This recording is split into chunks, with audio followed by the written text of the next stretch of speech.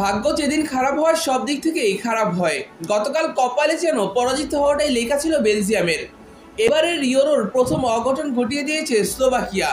Group ই এর ম্যাচে শক্তিশালী বেলজিয়ামকে তারা হারিয়ে দিয়েছে 1-0 গোলের ব্যবধানে। আজকের ম্যাচে বেলজিয়ামের হারের সবচেয়ে বড় কারণ লুকাকুর অবিশ্বাস্য সব গোল মিস। ম্যাচের চতুর্থ মিনিটে গোলরক্ষককে 1-1 সিচুয়েশনে পাওয়ার পর গোলরক্ষক বরাবর বল মেরেছেন লুকাকু।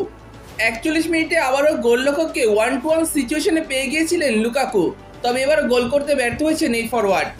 এরপর লুকাকু 2টা গোল স্কোর করেছিল, তবে সেই 2টা গোলই বাতিল হয়ে যায়। প্রথম গোলটা বাতিল হয় অফসাইডের জন্য,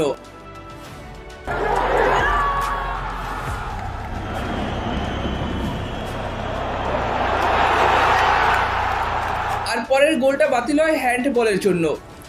ওপেনডা একক প্রচেষ্টায় বল নিয়ে ডিবক্সে থাকা লুকাকুকে পাস বাড়িয়েছিলেন, সেখান থেকে গোলও করে ফিরেছিলেন লুকাকু। উদযাপনে মেতে উঠেছিল বেলজিয়ামের সমর্থকেরা, তবে পর মুহূর্তে সবাইকে অবাক করে ভিএআর চেক করতে চান রেফারি। সেখানে দেখা যায় লুকাকুকে বল বাড়ানোর আগে ওপেনডার হাতে বল লেগেছিল, ফলে লুকাকুর সেই গোল বাতিল করে দেন রেফারি। অন্যদিকে স্লোভাকিয়া লিড পেয়েছিল ম্যাচের একেবারে শুরুতে। ম্যাচের 7 মিনিটের মাথায় ডোকুর ভুল পাস থেকে বক্সে ঢুকে ব্যাকহিল করেন ইভান সানচো। সেই পাস ধরে টপ বক্স থেকে জোরালো শট মারেন বোজানিক। বেলজিয়ামের গোলরক্ষক সেটা আটকে দিলেও ফিরতি বলে গোল করেন সানচো। সেই লিড পুরো 90 মিনিট ধরে রাখতে সক্ষম হয়েছিল স্লোভাকিয়া। এই ম্যাচে মাঝমাঠে বল দখলে বেশ এগিয়ে ছিল বেলজিয়াম। কেভিন ডি ব্রুনো, ডোকু, ওনানারা একের পর এক আক্রমণ করেছে, তবে ফিনিশিংয়ের কাজটা করতে পারেনি কেউ। এছাড়া এই ম্যাচে অসাধারণ পারফরমেন্স করেছেন স্লোভাকিয়ার গোলরক্ষক মার্টিন। এই ম্যাচে 5টা সেভ দিয়েছেন তিনি।